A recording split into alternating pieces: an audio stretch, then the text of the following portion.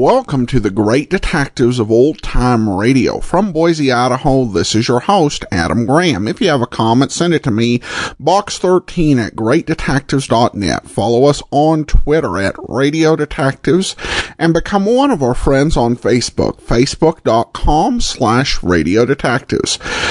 Before we do get started, I do want to remind you about JohnnyDollarAir.com. JohnnyDollarAir.com is a Priceline affiliate where you can name your own price on hotels, rental cars, airline tickets, and even more. And it's very easy to do. Actually received a note from a listener, Mark, who writes, "We just stayed 2 nights in northern Philadelphia, and we are waking up today at Harrah's in Atlantic City. I booked both of these by going through JohnnyDollarAir.com. And that is definitely appreciated. So just remember, just go to JohnnyDollarAir.com, and it gives you all the benefits of going through Priceline, but part of the purchase price goes to support the show. All right, well, now it's time for today's episode of yours truly, Johnny Dollar. The original air date is December the 13th of 1959, and the title is The Sudden Wealth Matter. Johnny Dollar. Pat McCracken, Johnny, Universal Adjustment Bureau. Well, dear Santa Claus. Huh? All I want for Christmas is $1 million, a new convertible, a bevy of beautiful blondes, 2 redheads. I'm glad you're talking to Santa Claus instead of me. What's your problem, Pat? Plain old-fashioned greed. Greed? Plus a no-good Samaritan. Want to go to work on it? What's the fee look like on this one? I can always use a few extra bucks this time of year. As who can't. But you know something? What's that? When you find out what this is all about, Johnny, well, believe it or not, even you may suddenly decide to make like one of Santa's helpers. Oh, now, wait a minute. If that means no fee. Come on over. Let's talk about it, huh? Yeah, I think I'd better.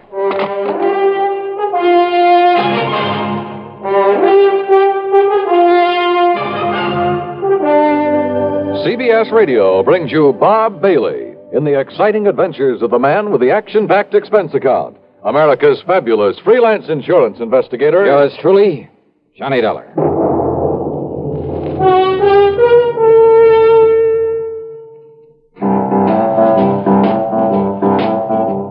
Talk about best-selling records. Here's a familiar tune about America's best-selling filter cigarette, Winston.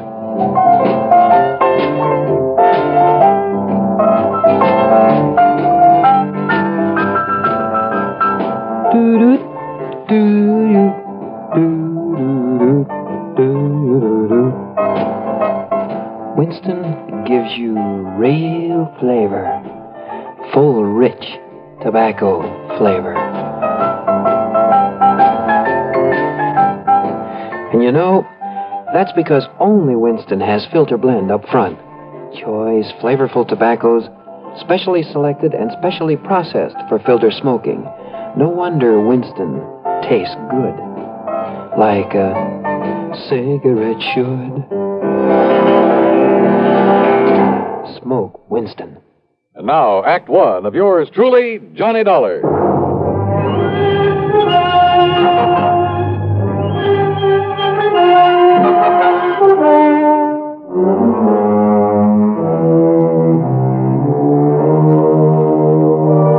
Expense account submitted by Special Investigator Johnny Dollar to the Universal Adjustment Bureau, Home Office, Hartford, Connecticut. Following is an account of expenses incurred during my investigation of the sudden wealth matter. Pat McCracken trying to chisel me out of a fee? Well, there was one way to find out. Expense account item 1, $1 even for a cab to his office.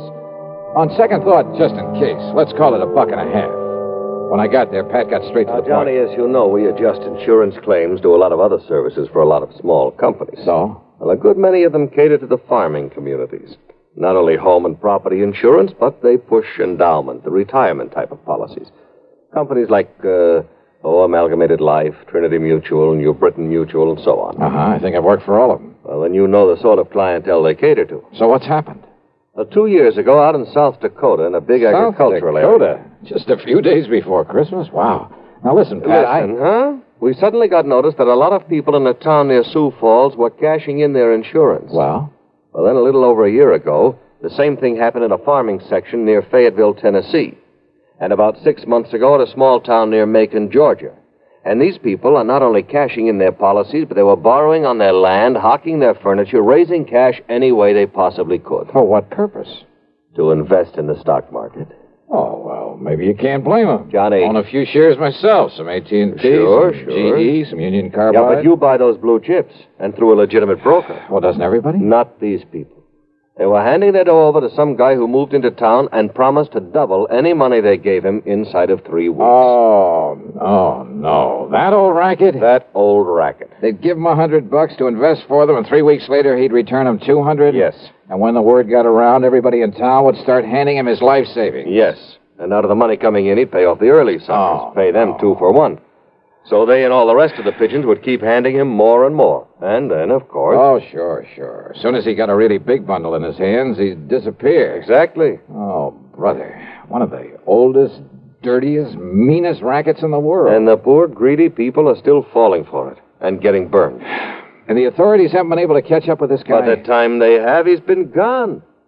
But now the latest series of policy cancellations started coming in only a few weeks ago from a town called Enterprise, New Jersey. Well, then, Pat, there may be time to nab it. I hope so. But why aren't the local authorities doing something about it? The man is still paying off, Johnny. You know, the early investors. You can't nab him for that. Oh, well, what he's really doing, though, is setting up the later suckers for a big killing. Of course. But isn't anybody wise to what he's up to? Who knows? Maybe there are a few who were smart enough to get in at the beginning during the big build-up. Yeah, but they'll get their money back. Why, sure, doubled. But then, when he gets enough new money... Well, aren't the police wise to him? Suppose they are, Johnny. What can they do so long as he keeps paying off as promised? Oh, brother. Of all the dirty, rotten... Well, you want to go look? I sure do, Pat. And you can pay my expense account, but that's all. You know, on account of Christmas or something. I kind of thought you'd feel that way about it. Yeah. I'll be in touch.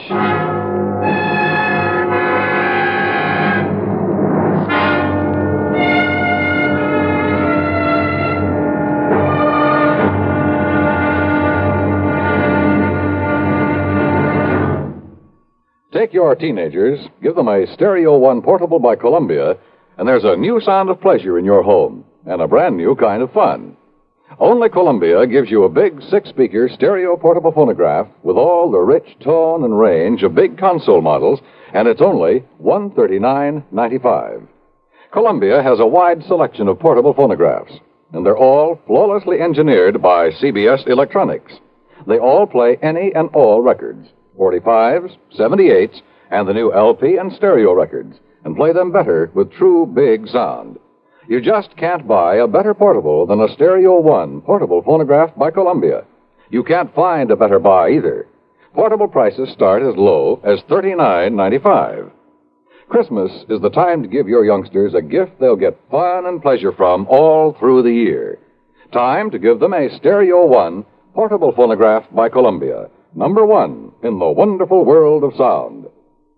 And now, Act 2 of yours truly, Johnny Dollar and the Sudden Wealth Matter. Expense account item 26250.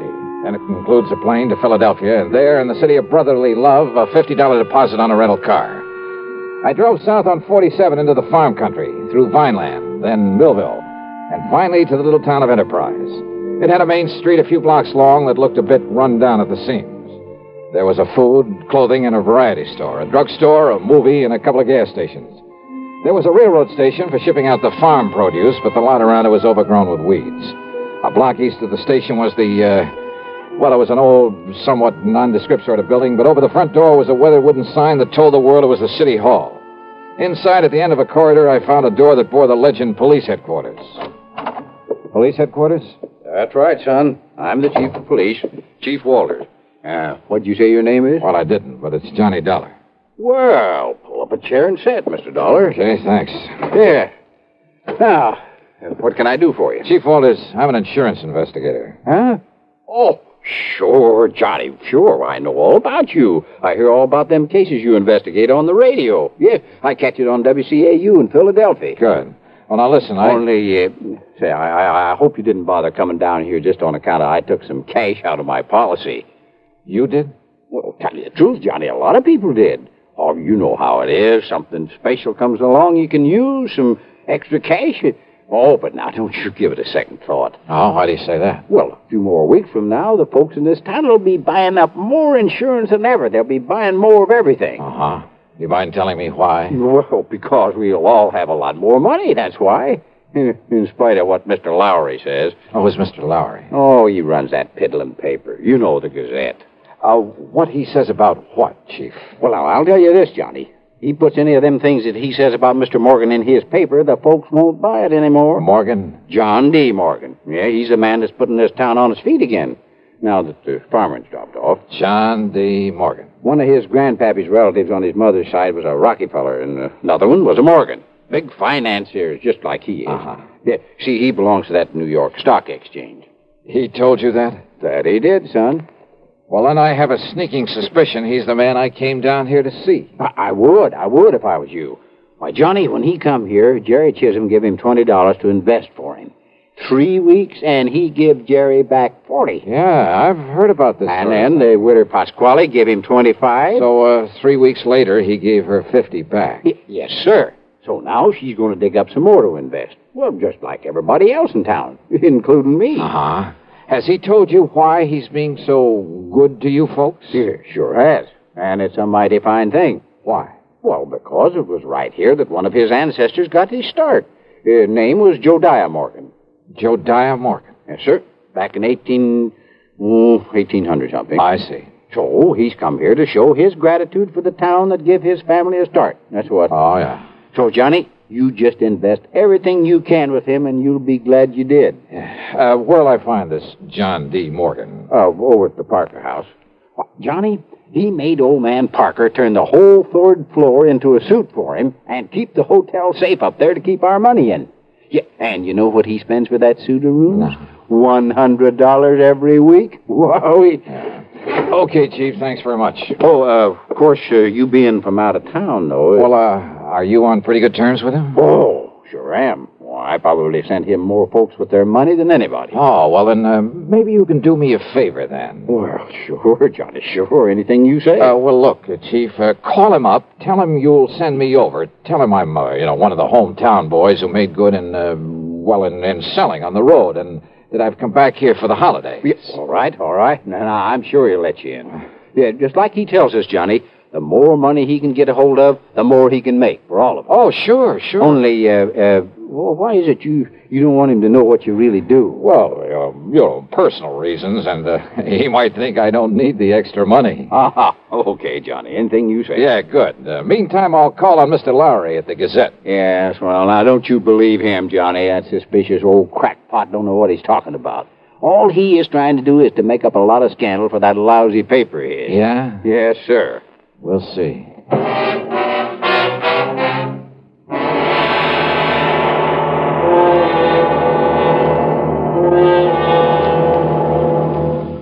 Act 3 of yours truly, Johnny Dollar, in a moment. Meet star Stuart Irwin. Nothing's worse for an actor than a nasty cold. To feel better quickly, I take wonderful 4-way cold tablets, the fast way to relieve cold distress.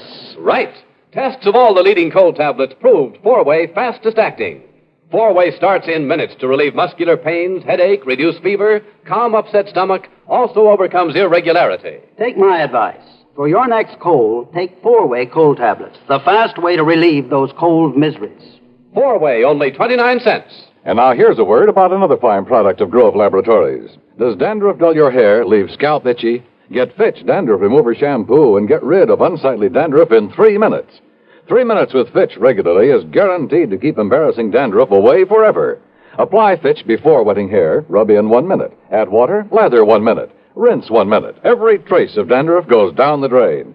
3 minutes with Fitch, unsightly dandruff's gone. Fitch can also leave your hair up to 35% brighter. Fitch Dandruff Remover Shampoo. And now, Act 3 of yours truly, Johnny Dollar.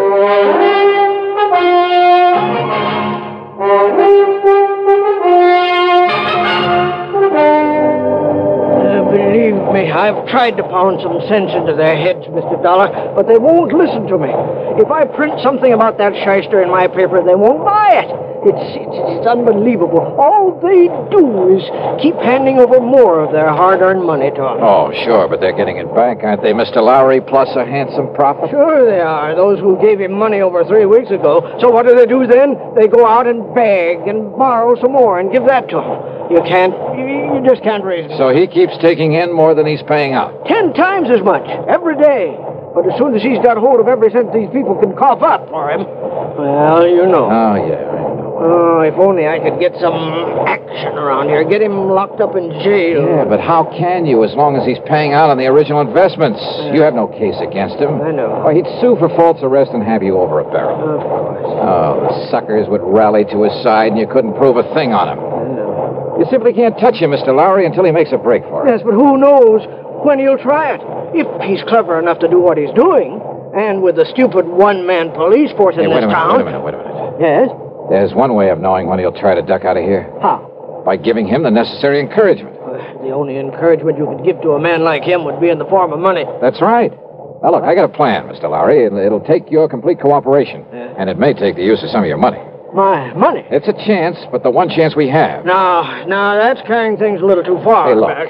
Are you on my side or his? Well, you know the answer to that. Okay, then our job right now is to convince him that we're on his side. What? Yeah, sure. The only thing that'll make this John D. Morgan pack up and leave is more money. Well, of course. When he gets all he can out of the people. So listen to me, please. I want you to do two things. Now, I hear the press running back there. Yes, I started the run of today's paper just before you came. Stop the press. What? Yeah, set up a new front page. An apology for your previous attitude toward him. Apology? You know, now that you've seen with your own eyes what a good Samaritan he really is, what he's done for these people, what he'll continue to do for them. Mr. Dollar, I And don't... look, call in every kid in town if you have to, but get that paper in circulation. Then you call on Morgan. Call on? Yeah, with every penny you can scrape up. Give it to him to invest for you. Hey, is the local bank still open? It will be in for a couple of hours, but now look here, Mr. Dollar. Then I'll try to get hold of some money myself to give to that crook. You? Well, Dollar, don't you see Do you think he'll hang around once he's got his hands on a real bundle? Hey, don't you understand, Mr. Lowry? Well? Why, yes, of course. Sure. It's the only way to make him try to leave town with it. Yes, it's a chance, though, Mr. Dollar. Have you got a better idea?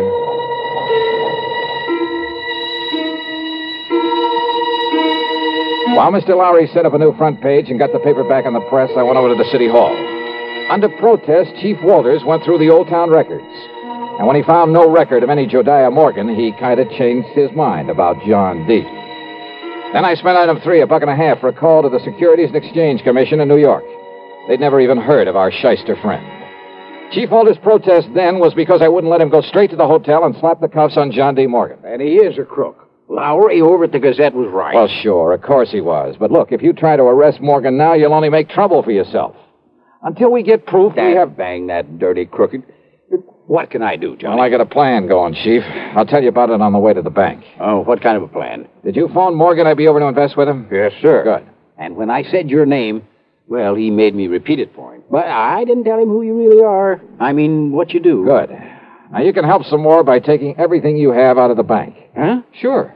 To invest with John D. Morgan. What? Come on. I'll tell you what it's all about. At the bank, I laid the whole thing out to the president, a dignified old man by the name of Peterson. He, too, agreed to cooperate. Item 4, then $2.25 for a call to Pat McCracken back in Hartford. $10,000? Yeah, wire it to my account right here at this bank. Now, Pat, immediately. Then you're going to hand it over to that crook? That's right. Well, Johnny, if something goes wrong, if he gets It's away... a chance we got to take, Pat. Well? Okay, Johnny, whatever you say. Attaboy. Now, Mr. Peterson. Mr. Dollar, my own wife has just gone to see Morgan with $5,000 for him. Oh? And if that doesn't, well, I guess flush him out is Yeah, good. And yet, I wonder. Yes. Well, I just hope we aren't overdoing this thing now. Enough to make him smell a rat, I mean. No, of course not, Johnny. Ain't you seen the Afternoon Gazette? Precisely. With the paper now supporting instead of fighting him, more people than ever have gone there to give him money. Yeah, but if he does get suspicious, I think I'd better go over there and see him. Whatever you say. But until Pat wires me that $10,000... Oh, here, Mr. Dollar. Here's $1,000 in cash. Huh? From my own personal account. And if you need more... No, thanks. But this ought to be enough to convince him I'm sold on him. Hope I'm not too late. Not unless he were to find out who you really are. Come on, Chief. Let's... Hey, Yes, Mr. Dollar? how does Morgan get around? Johnny, you mean you ain't seen that beautiful limousine, that brand new... Where does he keep it? He rents the garage back of Miss Goodwin's house on Wood Street, a couple of blocks west of the hotel. Okay, Chief, then I'll meet you at Morgan's hotel room. Okay, Johnny. And don't, for heaven's sake, tip him off about this. I'll go along with the chief. Yeah, do that. I found the Goodwin house on Wood Street. I found the garage and back. But there were no keys in the limousine inside of it. And rather than lose time breaking open the trunk, possibly to find nothing, well, I remembered an old trick I'd used once before. Then over to the hotel and up to the third floor. But instead of John D. Morgan, I found half the population of Enterprise milling around in it. I had to force my way through to where Chief Walters and the banker, Mr. Peterson, were standing in front of an old-fashioned open safe. Too late, Mr. Dollar. We got here too late. What? Don't you see, Johnny? He skipped. He's already skipped out on us. Must have got wise to you. I had the chief order Mr. Parker to open the safe and look. Look at what everybody who came in here thought were bundles of money. Their money in it. Wads of paper with bills on the outside to make them look Dollar, listen to me. Yeah, Mr. Lowry. These people feel that you were responsible for this. Me? And after making me give my last penny to him a while ago, Dollar, I can't help wondering myself. Oh, now look, use your head. Listen to me, listen. All right, I'm listening. Well, doesn't anybody know where he went? He must have went out the window in the back room when he seen me and Mr. Peterson coming. The back window, huh? Okay.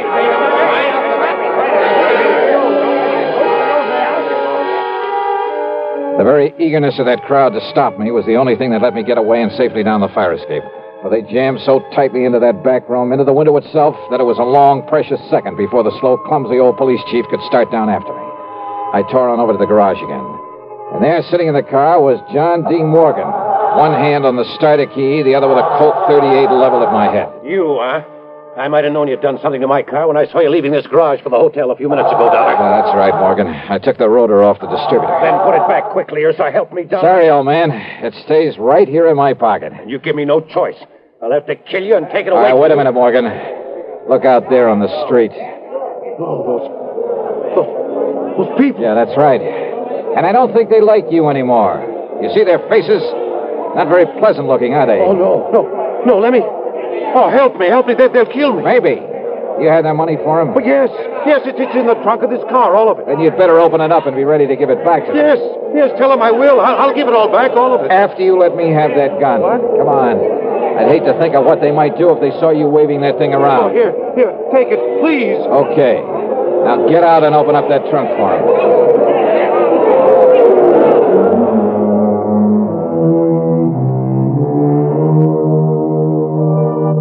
That mob, slowly, menacingly moving in on us, was something I won't forget for a long, long time. Matter of fact, it was Morgan tossing out the money, shrieking out a confession, promising to pay them all back that saved me from them. And now, of course, he'll be taken care of by the courts. Yeah, plenty. Expense account total less the $50 deposit on my rental car, $38.25. Yours truly, Johnny Dollar.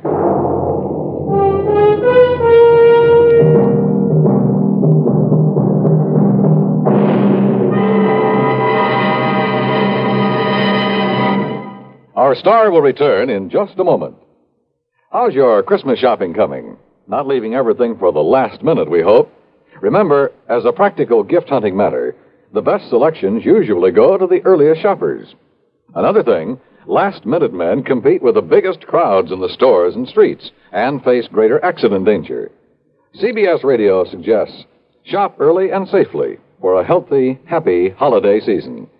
And here's a suggestion for Christmas buying that's really giving the best. Almost Christmas, no time to lose. Lots and lots of gifts to choose.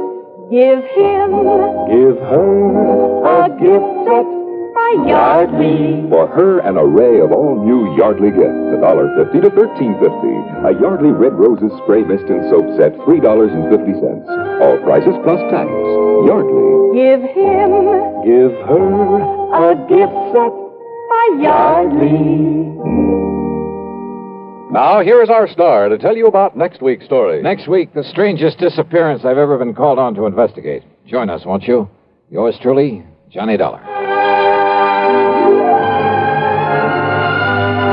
Yours Truly Johnny Dollar, starring Bob Bailey, originates in Hollywood and is written, produced, and directed by Jack Johnstone. Heard in our cast were Lawrence Dobkin, Forrest Lewis, Junius Matthews, Edgar Barrier, and Russell Thorson. Be sure to join us next week, same time and station, for another exciting story of yours truly, Johnny Dollar. This is Dan Cubberly speaking. Time once again for another tale of suspense as this popular weekly drama follows on the CBS Radio Network.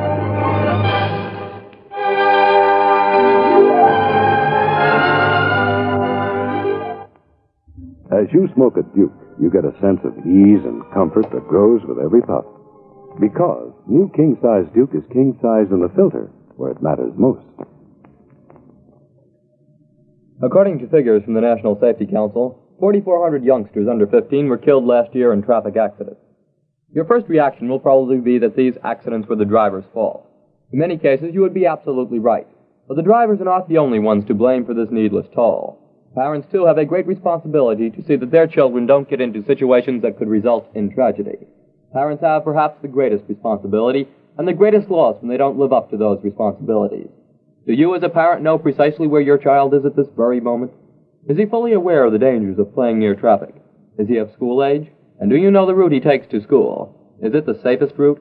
When you walk with him, do you yourself use the same safety rules you hope he follows when you're not around? These are important questions. Ask yourself. Radio 59 WROW, first on the dial. This is Andrea J. Graham, author of the Web Surfer series, Oh, and a Madam's Wife. You're listening to the Great Detectives of Old Time Radio.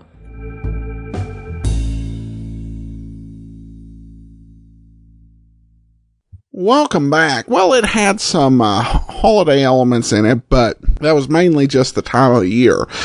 So I decided to go ahead and play it, though I will save next week's episode for a few weeks down the line when we get into Christmas programs. So we'll skip an episode and then come back to it.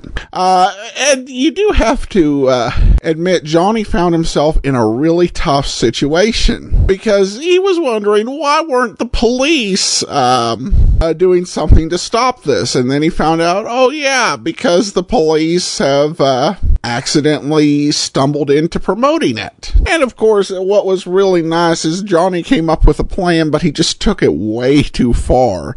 And that led to some a little bit of a comedy feel to the episode. But I do think he had the right idea on how to bust him. Alright, that'll do it for today. Join us back here tomorrow for Dragnet, and next Friday another episode of yours truly, Johnny Dollar. In the meantime, send your comments to box13@greatdetectives.net. Follow us on Twitter at Radio Detectives and become one of our friends on Facebook.